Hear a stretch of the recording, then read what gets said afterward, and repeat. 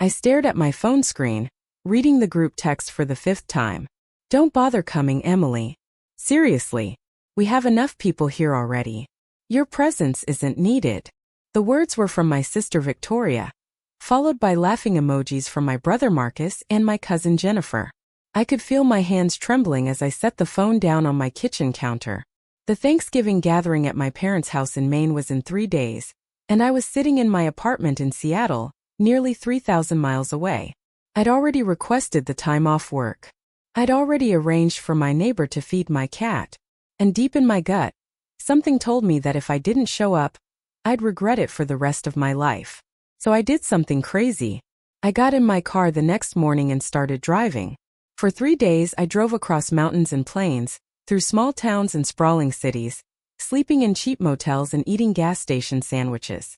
Every mile that passed under my tires, I asked myself what I was doing, but I couldn't turn back. When I finally pulled up to my childhood home on Thanksgiving morning, with bags under my eyes and my body aching from the drive, I saw something that made my blood run cold. There were at least 20 cars parked along the street and in the driveway. This wasn't a small, intimate gathering. This was massive. And from the looks of the expensive vehicles, these weren't just family members. Something was very, very wrong. I'd spent 38 years being the reliable one in my family, the one who showed up, who helped out, who never caused drama. And somehow I'd become invisible. My name is Emily Patterson, and I'm a middle school art teacher in Seattle. It's not a glamorous job, but I love it. I love watching kids discover that they can create something beautiful with their own hands. I make $45,000 a year, which is enough to cover my small one-bedroom apartment, my aging Honda Civic, and occasionally splurge on art supplies for students whose families can't afford them. I'm not rich. I've never been rich. And in my family, that's always been my biggest failing. My father, Gerald Patterson, built a successful real estate development company from nothing. He came from poverty, worked his way through college, and by the time he was 40, he was worth millions. He married my mother, Patricia, who came from old money in Boston. Together, they created this empire of wealth and status that dominated my entire childhood. My older sister Victoria married a hedge fund manager and lives in a mansion in Greenwich, Connecticut. My brother Marcus runs a tech startup in San Francisco that's valued at $20 million. Even my younger cousins have followed similar paths, working in finance, law, and corporate consulting. And then there's me, the art teacher, the one who wasted her potential by choosing passion over profit.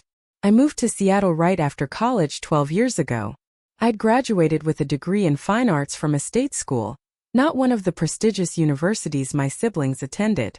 My father had refused to pay for art school, calling it a waste of money for a hobby. So I took out loans, worked 3 part-time jobs, and barely scraped by. When I graduated, I was exhausted but proud. I'd done it myself. I thought maybe my family would respect that independence. They didn't. They saw it as failure. For over a decade, I'd made the trip back to Maine every Thanksgiving and Christmas. I couldn't always afford plane tickets, so sometimes I'd take buses or trains, whatever was cheapest. The journey was brutal, especially in winter, but family was family. Or so I thought. Each visit became a little more uncomfortable than the last. Victoria would talk endlessly about her latest vacation to Europe, or her daughter's acceptance into an elite private school. Marcus would dominate dinner conversations with stories about his startup's latest funding round. My cousins would discuss their promotions and bonuses. And when anyone asked what I was doing, I'd mention my students or a particularly successful art project, and I'd watch their eyes glaze over with disinterest. Within minutes, the conversation would shift back to money, status, and success. But it was my mother who hurt the most.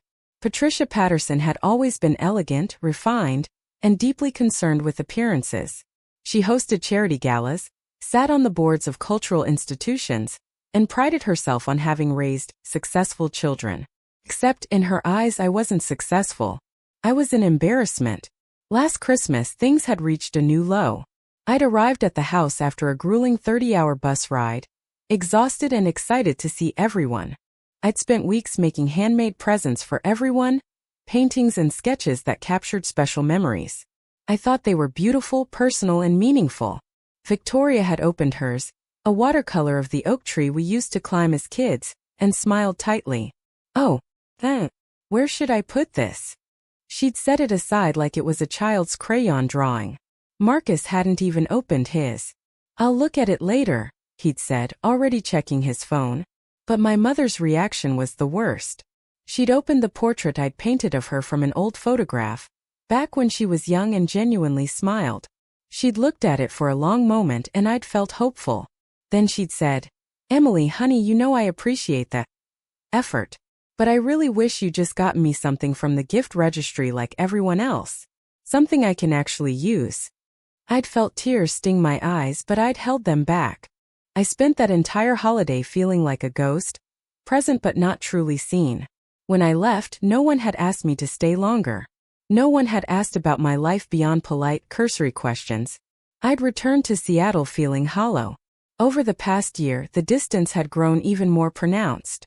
Phone calls from family became rare, then non-existent. I was removed from several family group chats, supposedly by accident. When I'd message individuals, responses were short and dismissive. I told myself I was being paranoid, that everyone was just busy. Then came the message about Thanksgiving 3 weeks ago. It was in a family group chat I didn't even know existed until Victoria accidentally added me while texting someone else. The conversation was already in progress. Victoria had written, "So we're all agreed? The gathering this year is going to be more formal. Just the successful branch of the family and Dad's important business contacts." Marcus had replied, "Makes sense. Dad's trying to impress those investors for the Portland project." Jennifer, my cousin, had added, "What about Emily?" There'd been a long pause in the messages, and then my mother had written, "Let's not complicate things. This is a business event as much as a family one." I'd stared at my phone in disbelief. They were planning Thanksgiving without me. They didn't even want me there. I'd responded immediately, "I can see these messages. Am I not invited to Thanksgiving?" Another long pause, and then Victoria had replied, "Oh, Emily, I didn't realize you were added to this chat. Look, it's just going to be really busy this year. Lots of people. You'd probably be more comfortable having a quiet holiday in Seattle, right?" Before I could respond, Marcus had chimed in, "Yeah, it's going to be pretty boring. All business talk. You'd hate it." That had stung more than an outright rejection.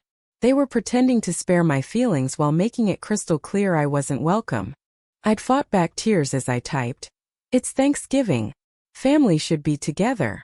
My mother had finally responded, "Emily, darling, maybe it would be good for you to establish your own traditions in Seattle. You're almost 40. Time to build your own life instead of always coming home." Almost 40. As if that was an insult. As if wanting to spend holidays with my family was pathetic. I'd let it drop, feeling humiliated. But a few days later, I'd received a formal invitation in the mail. It was embossed, elegant, and addressed to Miss Emily Patterson.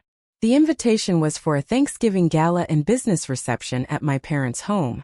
It listed a dress code, formal attire required, and mentioned that several prominent business leaders would be in attendance. At the bottom in small print it said, "Regrets only. Limited capacity." I'd been sent a formal invitation to my own family's Thanksgiving. Like I was a stranger. Like I needed permission to come home. I'd called my mother directly. "Mom, what is this? A formal invitation to Thanksgiving?" She'd sounded distracted. "Oh yes, dear. Your father decided to combine Thanksgiving with a business event this year. It's quite a big deal. Very important people. So I'm invited?" "Well." She'd hesitated. "Emily, the thing is, we have a very specific guest list. The attendees are all quite accomplished, and your father is trying to make certain impressions. You understand." My chest had tightened. "I'm your daughter." "Of course you are, sweetheart. But this isn't really your scene. All the business talk and networking. You've always said you find that world superficial. I've never said I didn't want to see my own family on Thanksgiving. Emily, please don't make this difficult." Her voice had taken on an edge. "We're trying to do something important here. Your father has worked very hard to set this up. Can't you just, for once, think about what's best for the family instead of being selfish?" Selfish. That word had hit me like a slap. I was selfish for wanting to see my family on Thanksgiving. I'd ended the call feeling numb. That night I'd sat in my apartment, looking at old photo albums. Pictures of us as kids, building sandcastles on the beach, decorating Christmas cookies, laughing together. When had it all changed? When had I become the problem? The next day, I'd received that group text from Victoria, Marcus, and Jennifer. The one with the laughing emojis. Don't bother coming, Emily. Seriously. Your presence isn't needed. That message had broken something inside me. But it had also crystallized something. I needed to know the truth. I needed to see with my own eyes what was so important that my own family would exclude me. I needed to understand if this was really about a business event, or if there was something else going on. If you're finding this story familiar, maybe you've felt invisible too. Consider subscribing for more stories that might resonate with your own experiences. So I'd started planning. I looked at my savings account, calculating what I could afford. I had about $2,000 set aside for emergencies. This qualified as an emergency, at least to me. I requested the time off from work, telling my principal it was a family emergency, which in a way it was.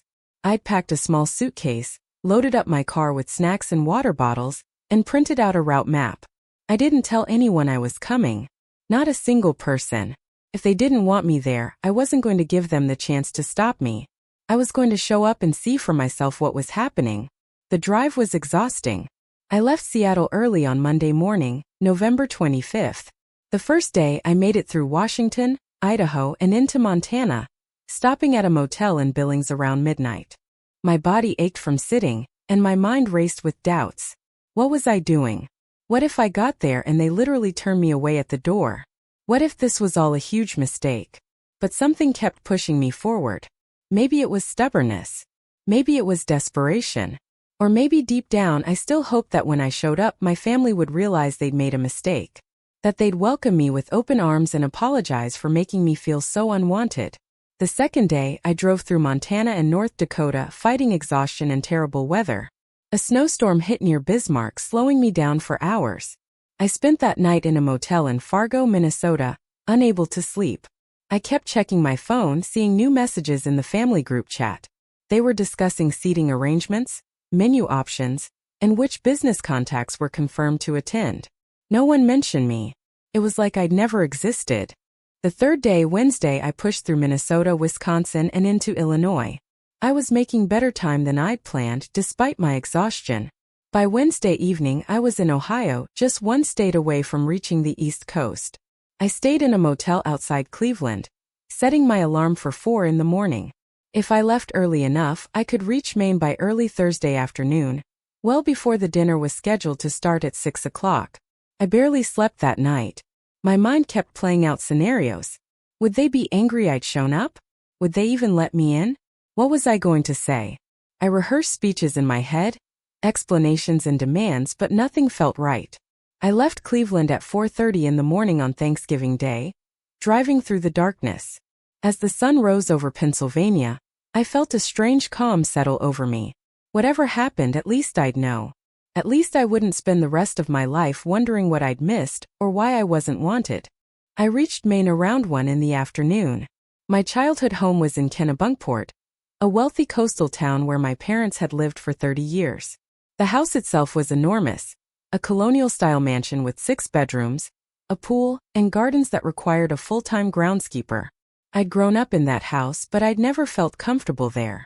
It was more like a museum than a home, full of expensive furniture you weren't supposed to sit on and art you weren't supposed to touch. As I drove down the familiar tree-lined streets of my neighborhood, I felt my anxiety spike. I was really doing this. I was about to crash a party where I'd explicitly been told not to come. My hands gripped the steering wheel tighter as I turned onto my parents' street. That's when I saw the cars. So many cars. They lined both sides of the street for 2 blocks. Expensive cars.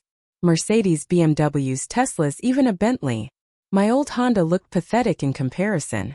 I parked 3 houses down, unable to get any closer. I sat in my car for several minutes, my heart pounding. Through the windows of my parents' house, I could see people moving around. Lots of people.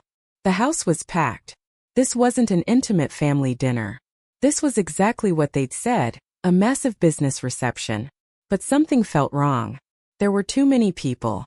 And something about the atmosphere seemed off. Through the windows I could see what looked like decorations. Not Thanksgiving decorations. Something else. I grabbed my purse, checked my appearance in the rearview mirror. I looked terrible, exhausted from 3 days of driving, with dark circles under my eyes and my hair pulled back in a messy ponytail. I wasn't dressed in the formal attire the invitation had required. I was wearing jeans and a sweater. But I didn't care anymore. I'd driven 3,000 miles. I was going inside. I walked up the driveway, my legs feeling weak. There was a valet parking attendant near the front door, a young guy in a uniform. He looked at me with confusion, probably wondering why someone in jeans had shown up to what was clearly a formal event. "Good afternoon," he said politely. "Are you with the catering staff?" That hurt more than it should have. I looked so out of place that he assumed I was hired help. "No," I said, my voice steadier than I felt. "I'm family." His eyebrows rose slightly, but he stepped aside. I reached for the front door, and that's when I heard it. Music, laughter, and something else. Champagne glasses clinking together. I opened the door and stepped into chaos. The foyer was packed with people in elegant cocktail attire, holding champagne flutes, laughing and talking. Catering staff moved through the crowd with trays of hors d'oeuvres. The house had been decorated elaborately, but not with Thanksgiving decorations. There were white flowers everywhere. Roses, lilies, orchids. Elegant white ribbons draped from the ceiling. And in the living room, visible through the crowd, I could see a massive display that made my blood run cold. It was a tiered wedding cake. My mind went blank. This wasn't a Thanksgiving dinner. This wasn't even a business reception. This was a wedding. Someone was getting married, and I hadn't been told. I stood there, frozen in the doorway as people moved around me. No one seemed to notice me. I was invisible just like always. But now I was invisible at a family wedding I'd been deliberately excluded from. I pushed through the crowd, my shock turning into something harder. Anger, maybe. Or determination. I needed to find someone who could explain this. I needed to understand what was happening. That's when I saw her. My sister Victoria standing near the base of the grand staircase, looking absolutely stunning in a champagne-colored dress. Her blonde hair perfectly styled. She was laughing at something someone said, her hand resting on the arm of a handsome man I didn't recognize. I walked straight toward her, my heart pounding so hard I could hear it in my ears. People stepped aside as I moved through the crowd, finally noticing the woman in jeans who clearly didn't belong. "Victoria," I said loudly enough to be heard over the noise. She turned toward me and I watched her face transform. Her smile froze, then fell away completely. Her eyes went wide with shock, then immediately filled with something that looked like panic. "Emily." Her voice was barely a whisper. "What are you doing here?" "What am I doing here?" I repeated, my voice rising. "What is this? Whose wedding is this?" The people nearby had stopped talking, turning to watch our exchange. Victoria's face had gone pale under her perfect makeup. "Emily, you need to leave," she said quietly, desperately. "Right now. Before anyone else sees you. Before anyone else sees me."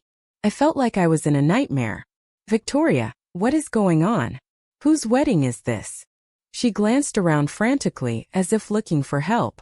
That's when my brother Marcus appeared, having clearly been summoned by someone in the crowd. He looked just as shocked to see me, but his shock quickly turned to anger. "What the hell are you doing here?" he hissed, grabbing my arm. "We told you not to come." I jerked my arm away from him. "You told me this was a business dinner. This is a wedding."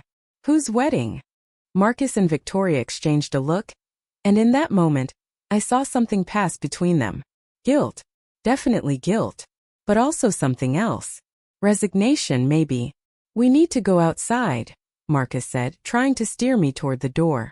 "We can't do this here." "No." I planted my feet, refusing to move. "I drove 3,000 miles to get here. I'm not leaving until someone tells me what's going on." "Whose wedding is this?" The crowd around us had grown silent. Everyone was watching now, this dramatic confrontation in the middle of their elegant celebration. I could feel dozens of eyes on me, judging my appearance, my intrusion, my very existence. That's when I heard a voice that made my entire body go rigid. "Emily." It was my mother's voice. sharp with disbelief and anger. "What are you doing here?" I turned to see Patricia Patterson moving through the crowd like a queen surveying an uprising. She looked immaculate in a designer dress that probably cost more than my monthly rent, her silver hair styled perfectly, diamonds glittering at her ears and throat. She looked like money and status personified.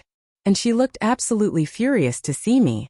"Mom," I said, fighting to keep my voice level. "What is this? Whose wedding is this?" She stopped a few feet away from me, her expression cold. "You weren't supposed to be here." "I gathered that," I said. "But I'm here now. So someone needs to tell me what's going on." My mother glanced at Victoria, then at Marcus. Some silent communication passed between them, something I couldn't read. Then she looked back at me, and I saw something in her eyes that I'd never seen before. Not just anger or disappointment. It was something harder. Something final. "This is Victoria's wedding," she said, each word clipped and precise. "To Jonathan Westbrook. His family is very important to your father's business. And this union represents a significant merger of our interests. It's been planned for 6 months." The words hit me like physical blows. Victoria's wedding. 6 months of planning. And no one had told me. No one had invited me. They'd all deliberately kept it from me. I looked at Victoria, who couldn't meet my eyes. "You're getting married," I said numbly. "And you didn't tell me." "Emily, it's complicated," she started, but I cut her off. "Complicated? I'm your sister. I've been your sister for 38 years. How is inviting me to your wedding complicated?" "Because you don't fit." The words burst out of her loud and harsh. The crowd around us seemed to collectively inhale. Victoria's face was flushed now, her composure cracking. "Because Jonathan's family is from old money and they have standards, and we couldn't have you showing up in your thrift store clothes, talking about your students and your art, making everything about your little bohemian lifestyle when this wedding is supposed to be about elegance and sophistication and—" "Victoria, stop," my mother said sharply, but the damage was done. I stared at my sister, feeling like I'd been gutted. "You didn't invite me to your wedding because I'm an embarrassment." "That's not," Victoria started, but she couldn't finish. Because it was true. I could see it in her face, in Marcus's face, in my mother's face. They were all embarrassed by me. By my modest career, my modest income, my modest life. I wasn't successful enough, rich enough, impressive enough to be included in their world. 6 months, I said, my voice barely above a whisper. For 6 months you all knew about this wedding. You planned it, sent invitations, arranged everything. And none of you thought I deserved to know. None of you thought I deserved to be here. "Emily, please understand," my mother said, and now her voice had taken on a pleading tone. "This wedding is extremely important. The Westbrooks are a very prestigious family. Their connections could open enormous doors for your father's business. We couldn't risk anything going wrong." "And I'm the thing that could go wrong," I said. It wasn't a question. The silence that followed was answer enough. I looked around at all the faces staring at me. Strangers mostly. Important business contacts. Old money families. People who measured worth in dollars and status. Not a single one of them knew who I was, because I'd been erased from my own family. "Where's Dad?" I asked suddenly. "Where's Gerald?" "He's in the study with Jonathan's father," Marcus said. "Emily, you need to leave before he sees you. If he finds out you crashed the wedding, he's going to lose it." "Crashed the wedding," I repeated. "I crashed my own sister's wedding. Because none of you bothered to invite me." I started walking toward the study, ignoring Victoria's protests and Marcus's attempts to stop me. The crowd parted in front of me, people stepping back like I was something dangerous or contaminated. I could hear my mother's heels clicking behind me, hear her urgent whispers for me to stop, but I didn't care anymore. I'd spent 12 years trying to fit into this family. 12 years of being polite and quiet and accommodating. 12 years of accepting their judgment and their dismissal. I was done. I reached the study door and threw it open without knocking. Inside, 4 men sat in leather chairs, smoking cigars and drinking what looked like expensive scotch. One of them was my father, still tall and imposing at 65. His hair silver but his posture military straight. He looked up at the interruption, his face already forming an expression of irritation, which turned to shock when he saw me. Emily. He stood abruptly. What are you doing here? Hello, Dad, I said, walking into the room. Lovely wedding. Thanks for the invitation. The other men in the room looked confused, glancing between my father and me. One of them, a distinguished-looking man in his 60s, frowned. Gerald, I thought you said all your children were here?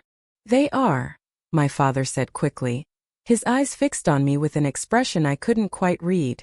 Warning maybe. Or fear. This is Emily, my youngest daughter. She's been unable to attend due to work commitments in Seattle. Unable to attend?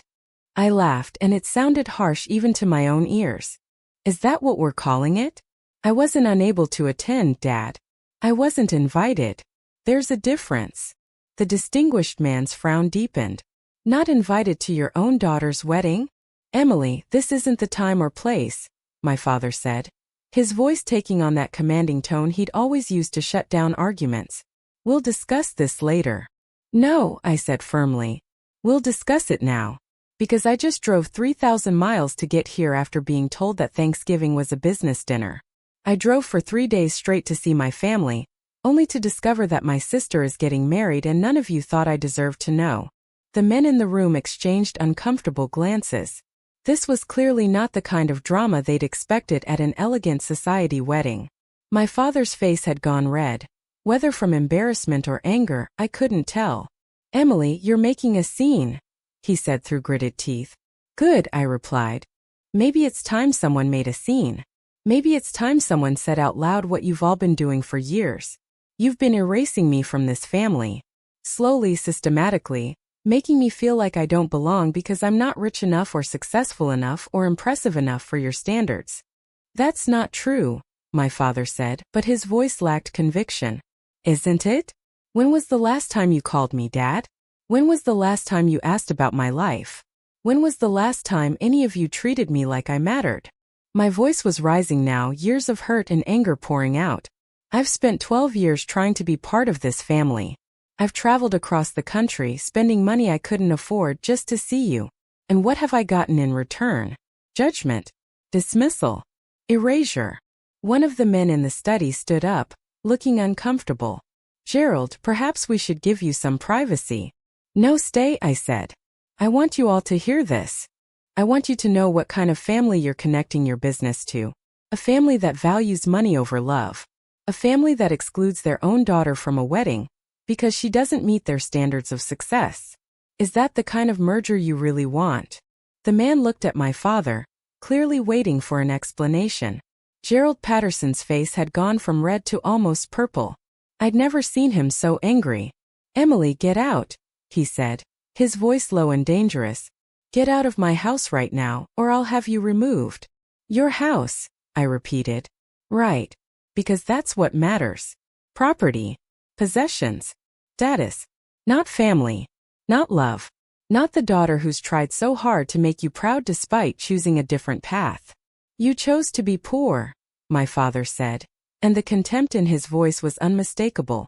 You chose a worthless career that contributes nothing to society.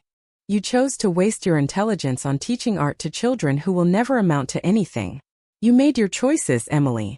Don't blame us for the consequences. The words hung in the air like poison.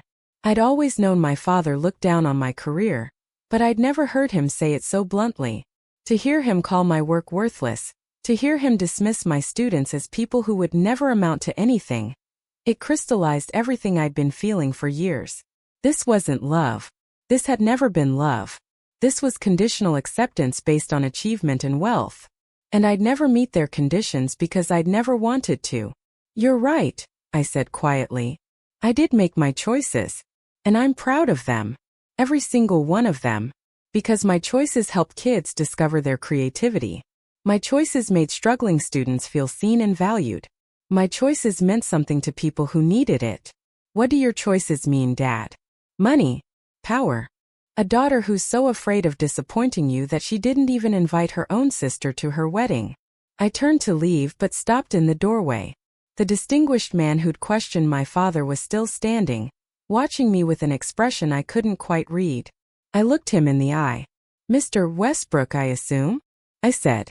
He nodded slowly. Your son is marrying my sister. I hope he knows what he's getting into. I hope he knows that in this family, love comes with terms and conditions. I hope he's successful enough, rich enough, impressive enough to keep meeting those conditions. Because if he's not, he'll learn what it feels like to be erased. I walked out of the study and back into the main hall, where the crowd had grown even larger. Everyone was watching me now, their elegant party interrupted by the unwanted daughter in jeans. I could see Victoria near the staircase, crying into Jonathan's shoulder. I could see Marcus looking furious, my mother looking devastated. But I didn't care anymore. I tried so hard to be part of this family, and I'd finally realized the truth. I never would be. Not because I wasn't good enough, but because their definition of good enough was something I'd never want to be. I walked toward the front door, ready to leave this house and these people behind forever. But as I reached the foyer, I heard a voice call out, "Wait." I turned to see an elderly woman making her way through the crowd. She looked to be in her 80s, elegant in a navy dress, with sharp eyes and a determined expression. I didn't recognize her, but something about her commanding presence made everyone step aside. She reached me and looked me up and down, taking in my jeans, my exhausted face, my complete lack of formal attire. Then she smiled. "You must be Emily," she said. "The art teacher." I blinked in surprise. "How did you know?" "Because I'm Margaret Westbrook, Jonathan's grandmother. And I've been hearing about you for months." She glanced back at the crowd with an expression of distaste. "Though not from your family, I'm afraid. From my private investigator."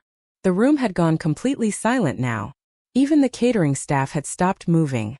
Margaret Westbrook continued, her voice carrying easily through the space. "You see, when my grandson announced his engagement to Victoria Patterson, I did what I always do, due diligence. I researched potential family connections. It's how you protect old money from new opportunists." She looked directly at my parents as she said this, and I saw my mother's face go white. And in my research, I discovered something interesting. The Patterson family has 3 children, not 2. But the third child, Emily, was conspicuously absent from all family gatherings, all photos, all mentions. It was as if she'd been deliberately erased. Margaret turned back to me. So I dug deeper. And I found out about you, Emily. About your work as a teacher. About the fact that you regularly spend your own modest salary on art supplies for students who can't afford them. About the after-school program you started for at-risk kids. About the fact that last year, one of your students won a national art scholarship and cited you as the reason she didn't give up. She paused. And I found out that you were not invited to this wedding. In fact, your family told you not to come. I couldn't speak. This elegant, powerful woman had investigated me, had learned about my life, had cared enough to find out the truth. When I confronted the Pattersons about excluding you, Margaret continued, addressing the room now, they gave me various excuses. You were too busy. You couldn't afford the trip. You'd had a falling out. But none of it rang true. And now, seeing you here after driving 3,000 miles, seeing their reaction to your presence, I understand exactly what's happening. She turned to face my parents, and her expression was ice cold. You excluded your daughter because she doesn't meet your standards of success. Because she chose a meaningful career over a lucrative one. Because she embodies values that make you uncomfortable. And you thought no one would notice or care. Margaret's voice grew harder. But I notice. And I care. Because the measure of a family isn't their wealth or status. It's how they treat their own members. Especially those who choose different paths.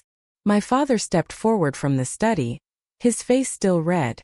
"Mrs. Westbrook, with all due respect, this is a family matter." "You're right," Margaret said crisply. "It is. Which is why I need to inform you that there won't be a wedding today." The room erupted in gasps and shocked whispers. Victoria let out a small cry. My mother looked like she might faint. Jonathan Westbrook stepped forward, and I got my first good look at my sister's fiancé. He was handsome, probably in his early 30s, with dark hair and expensive clothes. But his face was pale, and he looked devastated. "Grandmother, please," he said. "Victoria and I love each other." "Do you?" Margaret turned to him. "Jonathan, I've watched you your entire life. I know when you're genuinely in love, and when you're following the path of least resistance. This engagement was arranged by your father and Mr. Patterson to merge business interests. You went along with it because Victoria is beautiful and comes from money and because it pleased your father. But love? Real love? I don't think so. Jonathan's silence was damning. Victoria was openly crying now, her perfect makeup running down her face. Margaret looked at her with something that might have been pity. Victoria, you're a beautiful young woman. But you're also someone who participated in the systematic exclusion of your own sister to maintain appearances. What does that say about your character? What does that say about the kind of wife and mother you'll be? That's enough. My father's voice boomed through the house. Mrs. Westbrook, I understand you're disappointed, but you can't come into my home and insult my family. Can't I? Margaret raised an eyebrow. Gerald, you've built an empire on real estate and connections. But empires crumble when they're built on rotten foundations. You've sacrificed your daughter on the altar of status and business deals. How many other sacrifices have you made? How many other people have you stepped on to get where you are? She turned back to Jonathan. I'm giving you a choice, my dear. You can marry Victoria today and continue down this path of compromised values and business arrangements. Or you can walk away and find someone who shares your actual values. Someone whose family treats each other with love instead of transactions. The silence was deafening. Everyone was frozen, waiting to see what would happen. I felt like I was watching a play, like none of this could really be happening. Jonathan looked at Victoria, then at his grandmother, then at me. I'm sorry, he said finally, his voice barely audible. Grandmother is right. This isn't. I can't do this. Victoria's sobs grew louder. My mother rushed to her side, shooting me a look of pure hatred, as if this was somehow my fault, as if I'd orchestrated this entire disaster instead of being the victim of their exclusion. Margaret turned to me one final time. Emily, would you join me for dinner this evening? I'd like to hear more about your work and your students. I sit on the board of several arts foundations, and I think we might have much to discuss. I stared at her, completely overwhelmed. Yes. Thank you. Excellent. She pulled a business card from her purse and handed it to me. My driver will collect you at 7. Now, I suggest you leave before your family makes this situation even worse than it already is. She was right. My father looked ready to explode, and my mother was comforting Victoria while glaring at me like I'd personally ruined her life. Marcus had disappeared, probably unable to face the collapse of this carefully arranged merger. I left the house in a daze, walking back to my Honda through the crowd of expensive cars. I could hear shouting from inside the house, angry voices and accusations. But I didn't look back. I sat in my car for a long moment, trying to process what had just happened. I'd driven 3,000 miles to crash a wedding I wasn't invited to. I'd confronted my entire family in front of their wealthy associates. And somehow, impossibly, I'd been defended by the grandmother of the groom, a woman who'd investigated me and found value in my choices. My phone buzzed. A text from Victoria. I hope you're happy. You've ruined everything. Then one from Marcus. Don't ever contact this family again. And finally, one from my mother. You are no longer my daughter. I read the messages without emotion. They'd already made me feel like I wasn't their daughter for years. Now they were just making it official. I started my car and drove to a small inn near the coast, where I checked into a room and collapsed onto the bed. I was exhausted, emotionally drained, and oddly relieved. The charade was over. I didn't have to keep trying to fit into a family that didn't want me. That evening, Margaret Westbrook's driver collected me as promised. I'd changed into the one nice dress I'd packed, black and simple, and tried to make myself presentable. The driver took me to an elegant restaurant overlooking the ocean, where Margaret was waiting at a private table. Emily, thank you for coming, she said warmly, gesturing for me to sit. I hope you've recovered from this afternoon's excitement. I'm not sure excitement is the word I'd use, I said, managing a weak smile. But thank you for what you did. You didn't have to defend me. Of course I did, Margaret said firmly. What your family did was unconscionable. And I meant what I said about wanting to discuss your work. Over the next 2 hours we talked. Really talked. I told her about my students, about the challenges of teaching art in an underfunded public school, about the kids who came from difficult backgrounds and found solace in creativity. She listened intently, asking insightful questions, and I felt more seen and valued than I had in years with my own family. "I have a proposition for you," Margaret said finally, as dessert was being served. "The Westbrook Foundation provides grants to arts education programs across the country. We're always looking for dedicated teachers to partner with. What if I told you that we could provide funding for your after-school program? New supplies, better equipment, maybe even scholarships for students who show exceptional promise." I stared at her. "That would be incredible. But why? You barely know me." "I know enough," she said. "I know that you've chosen a life of meaning over a life of money. I know that you care about students that many people have written off. And I know that you were willing to drive 3,000 miles just to be with family who didn't deserve you." She smiled. "That tells me everything I need to know about your character." I felt tears sting my eyes. "Thank you," I whispered. "Don't thank me yet," Margaret said with a twinkle in her eye. "I expect regular reports on your students' progress. The foundation doesn't give money without accountability. You'll have to work for this." "I will," I promised. "I'll make you proud." "I'm sure you will." Over the next few weeks, things happened quickly. Margaret was true to her word. The Westbrook Foundation approved a grant for my school's art program that was more generous than anything I dared to hope for. New supplies arrived, new equipment, funding for field trips to museums and galleries. My students were ecstatic. The news about the canceled Westbrook-Patterson wedding spread through Maine's social circles like wildfire.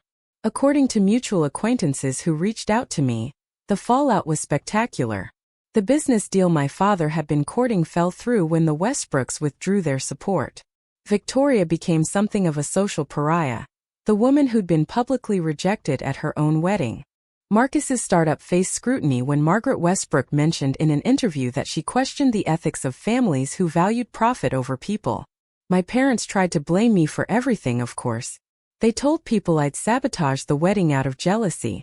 But Margaret Westbrook was a formidable ally.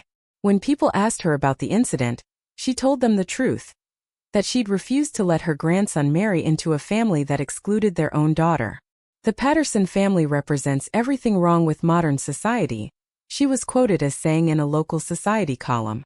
"They measure worth in dollars instead of character. They'd rather maintain appearances than show love. And they're willing to erase anyone who doesn't fit their narrow definition of success. I'm grateful my grandson discovered the truth before making a terrible mistake." The article went semi-viral in wealthy social circles, and my parents became controversial figures. Some people defended them, saying that families had the right to set their own standards. But many others, especially those with children who'd chosen non-traditional paths, sided with me. I received dozens of messages from strangers telling me their own stories of family rejection and conditional love. One message particularly struck me. It was from a woman named Sarah who said her parents had cut her off when she became a social worker instead of a lawyer. "Reading about what happened to you made me realize I'm not alone," she wrote. "And it made me realize that my choices are valid, even if my family doesn't agree. Thank you for being brave enough to show up, even when you weren't wanted." That message made me cry. Not sad tears, but something else. Relief, maybe. Or validation. My entire life I'd felt like the problem was me. Like I should have tried harder, been different, chosen a more lucrative career. But I'd never been the problem. My family's values were the problem.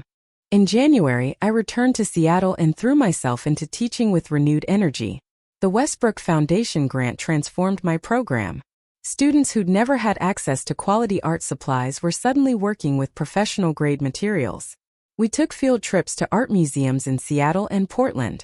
3 of my students won regional art competitions, and 2 received scholarships to summer art programs. Margaret Westbrook visited in February, insisting on meeting my students personally. She walked through my classroom, looking at their artwork, asking them questions about their techniques and inspirations. Watching this elegant, wealthy woman treat my students with such genuine interest and respect made me realize something. Real class had nothing to do with money. It was about how you treated people, especially those who couldn't offer you anything in return. As for my family, the silence was absolute. No phone calls, no emails, no acknowledgement of birthdays or holidays. It hurt, but not as much as I'd expected. I'd spent so long trying to earn their love that I'd forgotten what unconditional acceptance felt like. Now, surrounded by students who appreciated me and new connections like Margaret who valued my work, I was rediscovering it. In March, I received an unexpected email. It was from Jonathan Westbrook, Victoria's former fiancé. He apologized for his role in the debacle and explained that he'd been going through his own crisis of identity, trying to please his father instead of following his own path. He'd since moved to Costa Rica, where he was working with an environmental conservation nonprofit.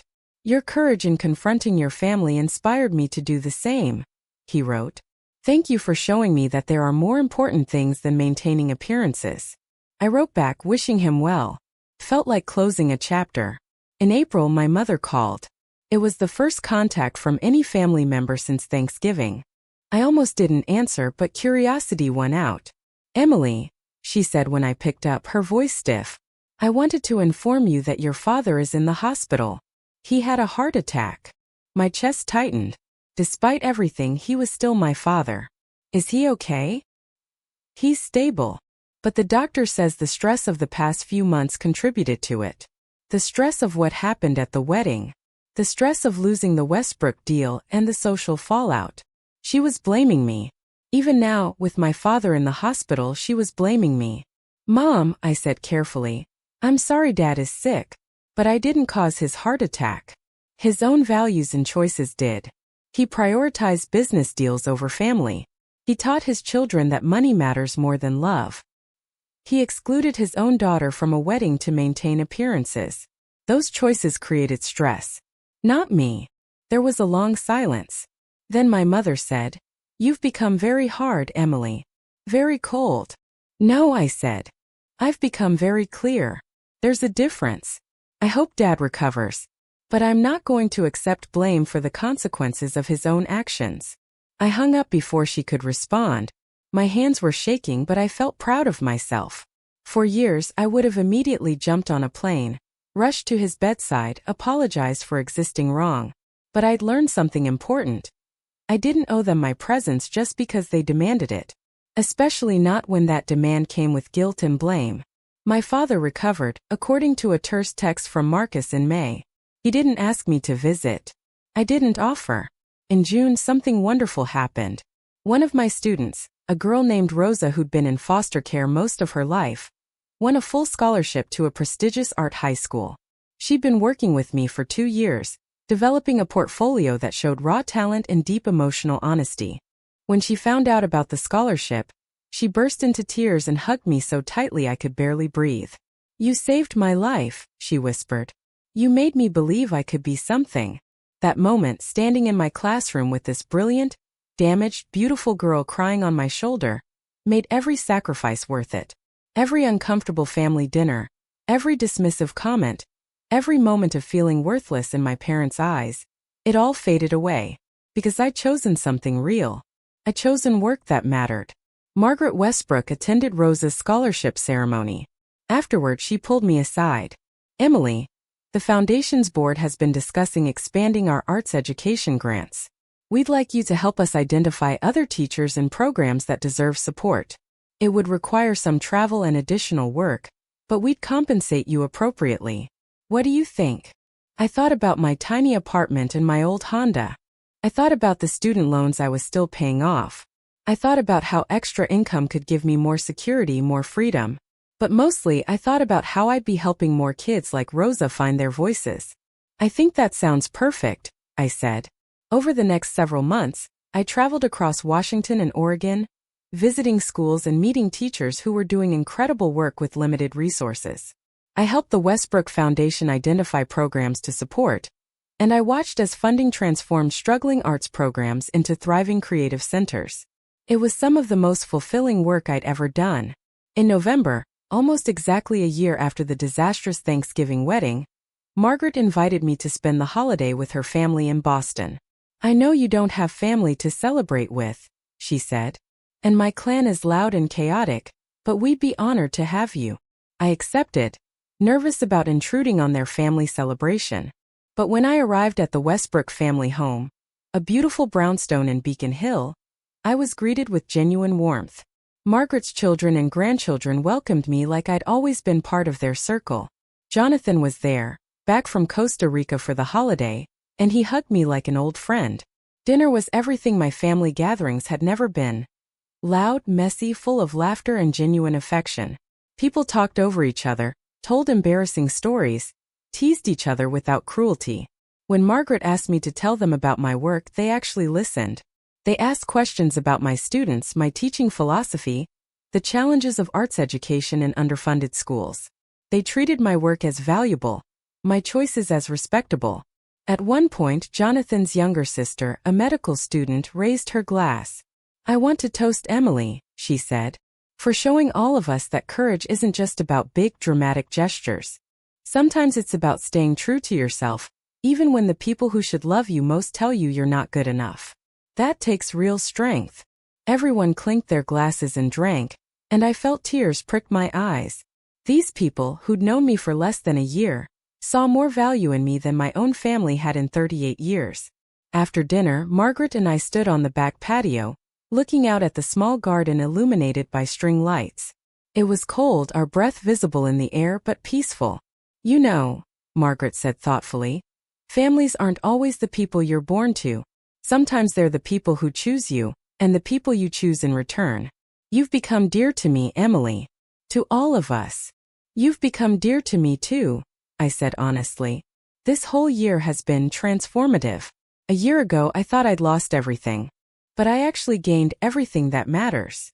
"That's because you were willing to lose what was hurting you," Margaret said.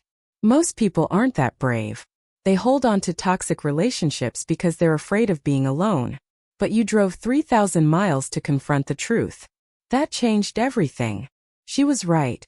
That impulsive, desperate decision to get in my car and drive across the country, despite being told not to come, despite knowing I wasn't wanted, that had been the catalyst for everything that followed. If I'd stayed home in Seattle, I would have never known about the wedding.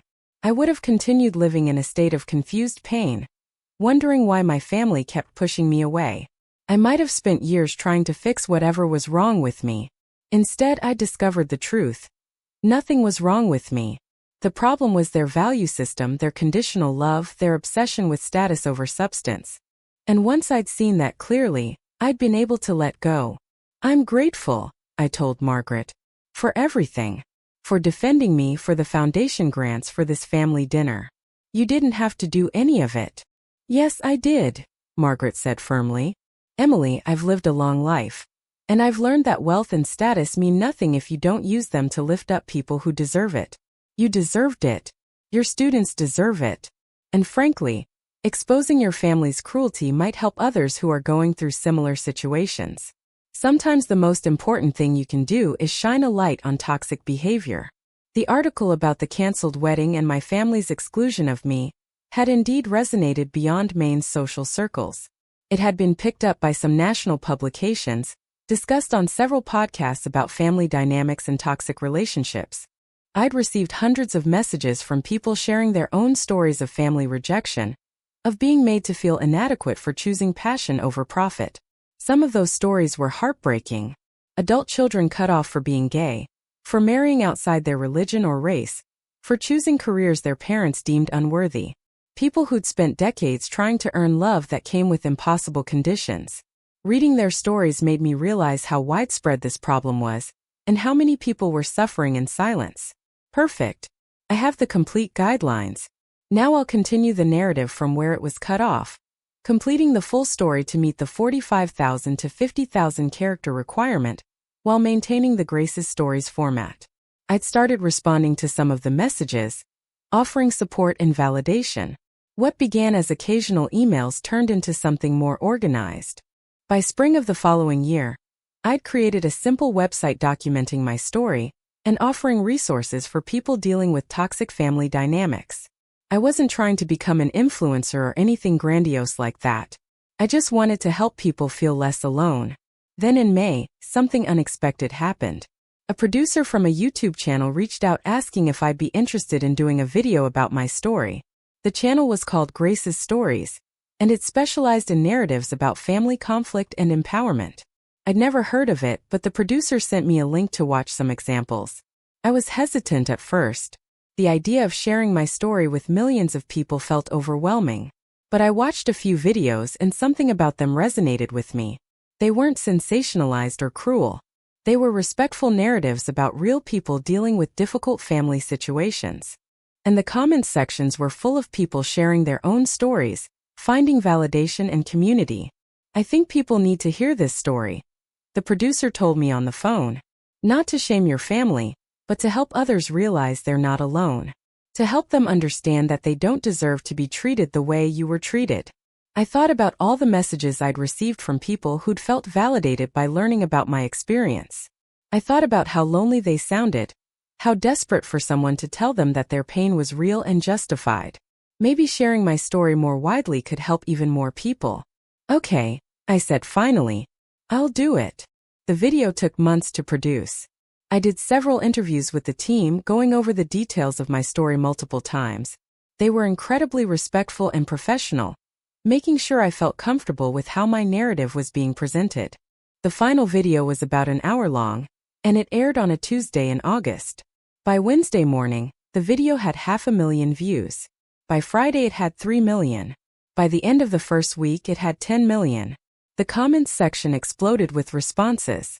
Thousands of people sharing their own stories of family exclusion, toxic dynamics, and the journey toward self-acceptance. Teachers thanking me for validating their career choice. People who'd been told they weren't successful enough sharing how empowering it was to watch someone stand up to that judgment. Parents who'd been excluded from family events for various reasons finding community and support. But the comments also included something else. Recognition. People had identified my family members from descriptions in the video, and they were finding their social media profiles, their business websites, their public information. The story went viral beyond YouTube, spreading to TikTok, Instagram, Reddit, and traditional news outlets. And then the blowback hit. My parents' real estate company started receiving negative reviews. Not fair reviews of their business practices, but angry messages from strangers who'd heard their story and decided to punish them. My father received hate mail. My mother's social media accounts were flooded with nasty comments. Victoria, still reeling from the canceled wedding, became even more of a social pariah as the story of her attempted exclusion of me reached a wider audience.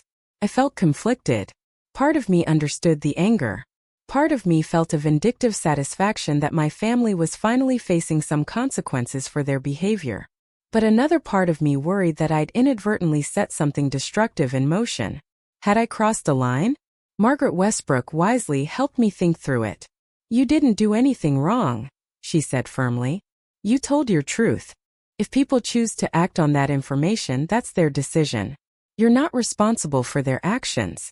You're only responsible for being honest about your experience. But their business is suffering, I said. And Mom is having anxiety attacks from all the negative comments. Is that justice or is that cruelty? It's consequences, Margaret said. Your family made choices. Those choices have had ripple effects. That's how the world works. The question isn't whether the consequences are deserved. The question is whether you feel good about the truth you shared. And I think you do. She was right. I didn't regret telling my story. I regretted that my family was suffering, but not because they were suffering. I regretted it because I still loved them in a way. Because some part of me would always be the little girl who wanted her parents to be proud of her. But I'd accepted that they probably never would be.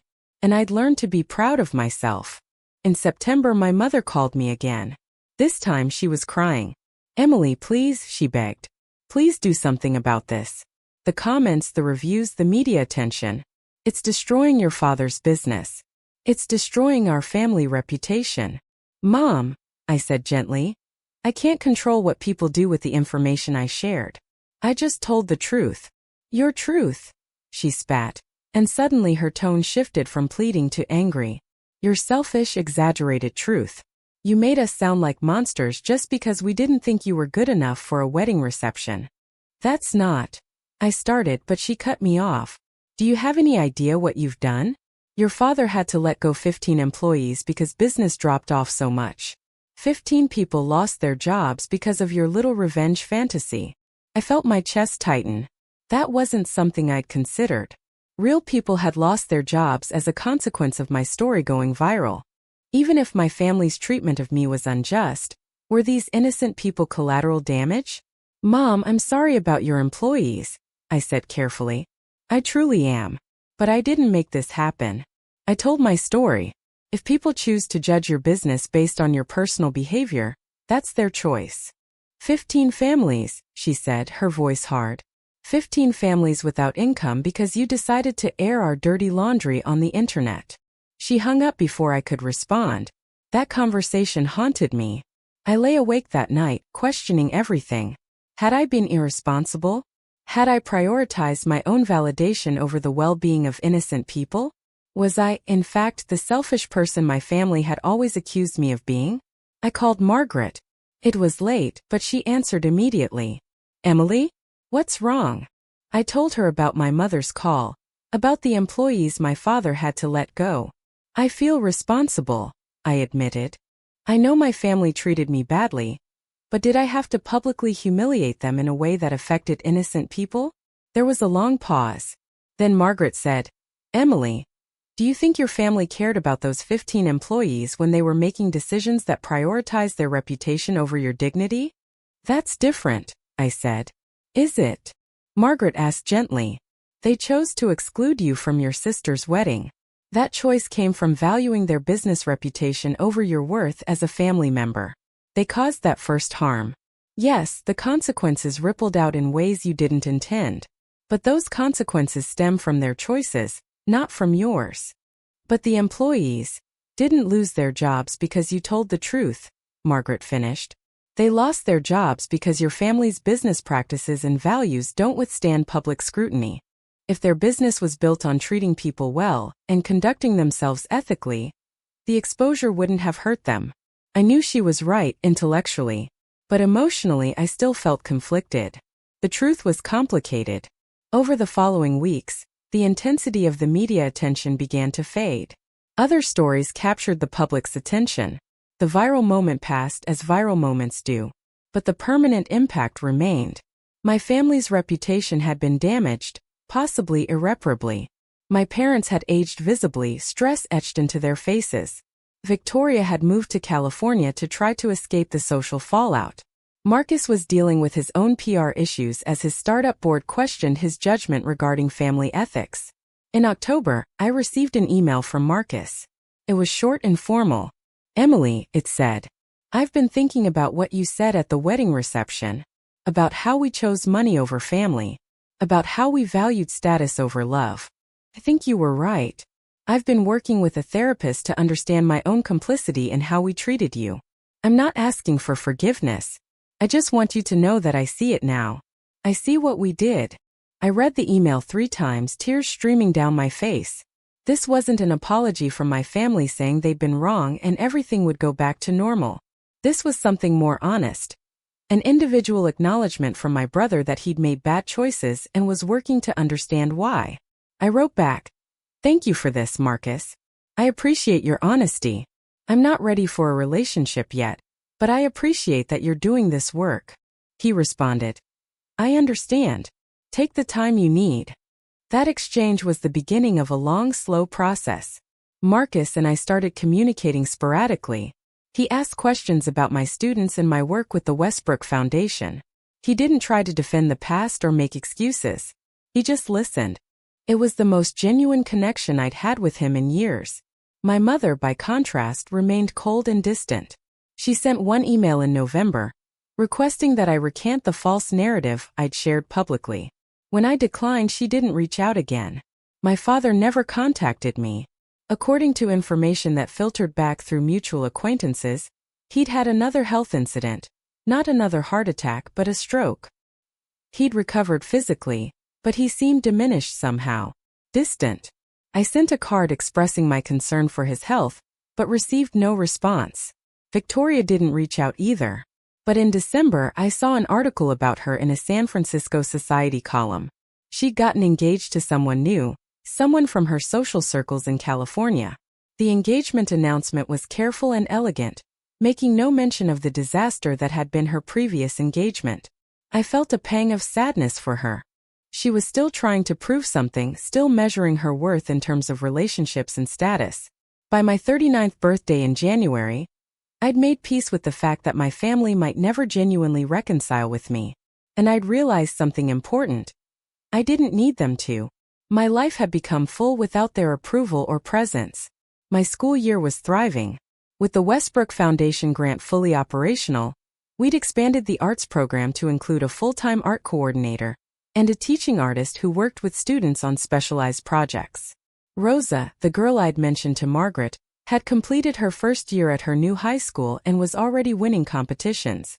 She'd created a series of paintings about her experience in foster care that had been exhibited at a local gallery. "I couldn't have done this without you," she told me when the show opened. She was 17 now, taller and more confident than when we'd first met.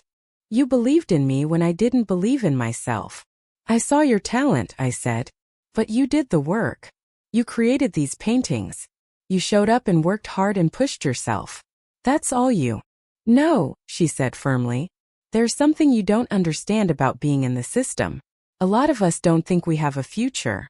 Like we can see a path for other kids but not for us. We think we're broken or wrong or just not worth investing in.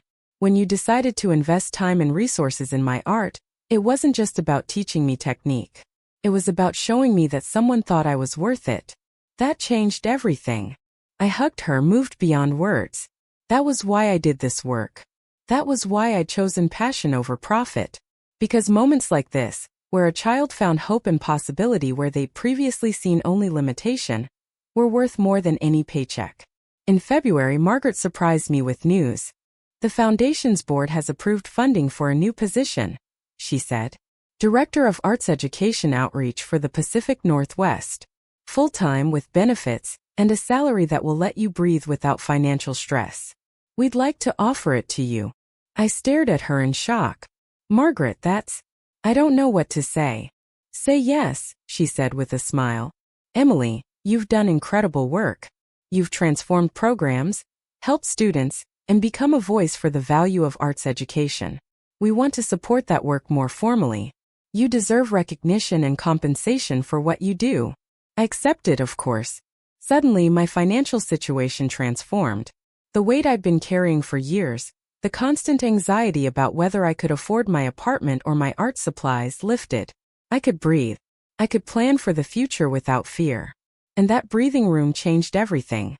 I was able to take on more students, to develop curriculum, to travel and visit schools and build connections. I was able to live fully in my passion without the constant undercurrent of anxiety. In March, I received a letter from my father. It was handwritten, his penmanship shakier than I remembered. "Dear Emily," it read. "Your mother won't let me talk to you, and after what was made public, I'm not sure I deserve to. But I wanted you to know something. I watched the video. All of it. And I saw myself through your eyes. I didn't like what I saw. I spent my entire life working to build something to prove that I was somebody. And I taught my children to do the same. I taught them that their worth was determined by their achievements and their income. I taught them that love was conditional on success. I was wrong. I know that now. I don't know if you can ever forgive me. I'm not sure I can forgive myself. But I want you to know that I'm proud of you. I'm proud of who you've become despite everything I did to make you feel inadequate. You're a better person than I am. You always have been. I'm sorry, Emily. I'm sorry for the pain I caused. I'm sorry for not seeing your worth when you were right in front of me. Your father, Gerald." I read the letter so many times that the paper became worn and soft. I'd spent so many years wanting to hear those words. And now that I had them, I wasn't sure what to do with them. I called my father for the first time in more than a year. He answered on the third ring, as if he'd been waiting for my call. "Emily." His voice sounded older, friendlier than I remembered. "Hi, Dad," I said. "I got your letter." There was a long silence. Then he said, "I meant every word." "I know you did," I said. "But I need you to understand something. Your apology doesn't erase the years of judgment. It doesn't fix what happened. But it matters. It matters that you see it now." "I know it doesn't fix anything," he said quietly. "I just wanted you to know that I see you. That I've always seen you even when I refused to acknowledge it. And I'm sorry I made you feel invisible. Thank you, I said. And I meant it. I wasn't ready to have a relationship with him, not immediately. But the door had opened slightly. And that was something. Over the following months, my father and I had several phone calls. They were awkward at first, but gradually became more natural. He asked about my work and I told him about my students in the foundation. He shared stories about his own childhood, about the poverty he'd come from, and I began to understand where his obsession with achievement and status had originated. It didn't excuse his behavior, but it helped me understand it. And understanding led to a kind of compassion I hadn't expected to feel. By summer, we'd established a new pattern. We talked every few weeks. He never tried to force reconciliation or pretend the past hadn't happened. He just showed up, present and honest. And slowly, carefully, I began to rebuild my relationship with my father. My mother remained distant. But in July she sent an invitation. It was for a charity gala that the Patterson Foundation was hosting, a new organization they created to support arts education. On the invitation there was a handwritten note. Emily, we'd love for you to attend. Perhaps you could speak briefly about the impact of arts education. It was my mother's way of making peace. Not a direct apology, but an acknowledgement that I mattered, that my work mattered, that I deserved to be seen. I attended the gala. For the first time in nearly 2 years, I saw my entire family in one place. It was strange and awkward and emotionally loaded. But it was also, in its own way, a beginning. My mother hugged me stiffly when I arrived, and I felt her hold on just a moment longer than strictly necessary. My father, looking healthier and more present than he had in months, smiled genuinely when he saw me. Victoria was there with her new fiancé, and while the dynamic between us was still tense, she actually asked me about my work.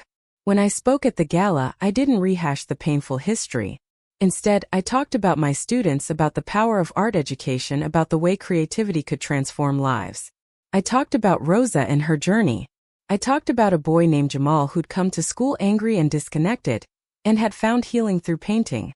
I talked about a girl named Sophie who discovered she had a voice through ceramics. And I watched my family listen. Really listen. I saw something change in their expressions as I talked about my work. Not understanding exactly, but respect. Recognition that what I did mattered. After the gala, my father approached me. Emily, that was beautiful. Your students are lucky to have you. Thank you, Dad, I said. And I meant it. I've been thinking, he continued, about creating an endowment. The Patterson Family Arts Education Endowment. To support arts programs like yours across the country. Would you help me design it? Make sure the money goes to teachers and programs that are actually making a difference. I looked at my father, this man who'd spent so much of my life making me feel like my career was worthless, now asking me to help him invest in exactly that work. Yes, I said. I would be honored to help you with that. It was one of the most healing conversations I'd had with him in decades. By fall of that year, as I sat in my classroom watching my students work on a collaborative mural, I thought about the girl who'd driven across the country 2 years ago, desperate to be seen and valued by her family. That girl had been willing to sacrifice everything for acceptance. But the woman she'd become understood that acceptance and worth came from within. The journey to that understanding had been painful, but it had also been transformative. I'd learned that sometimes you have to lose something to gain something more valuable. Sometimes you have to let go of the fantasy of the family you wanted in order to see clearly the family you actually had, and to make intentional choices about what kind of relationships you were willing to accept. My relationship with my family would never be what I'd once wanted it to be. But it had become something more honest. Something built on truth rather than performance. And in its own way, that was worth more than any amount of conditional love. When people asked me if I regretted driving across the country that Thanksgiving, I always said the same thing. No. Because even though it was the hardest thing I've ever done, it was the beginning of the best thing that ever happened to me. It was the beginning of me finally seeing myself the way I deserved to be seen. And the beautiful irony was that once I stopped trying to get my family to see my worth, everyone else started seeing it too. My students saw it. Margaret saw it. The viewers of my video story saw it. And eventually, when they were ready, my family started seeing it as well. The art teacher from Seattle who'd been told she wasn't good enough had become a voice for the value of pursuing passion over profit. The daughter who'd been excluded had become an advocate for inclusion and self-worth. The woman who'd felt invisible had found her visibility by refusing to disappear. And on quiet evenings, when I sat in my small apartment surrounded by student artwork, with my cat purring beside me and a quiet sense of contentment filling my chest, I knew that the 3,000-mile journey had been worth every mile, because I'd finally arrived home, not to a physical place but to myself,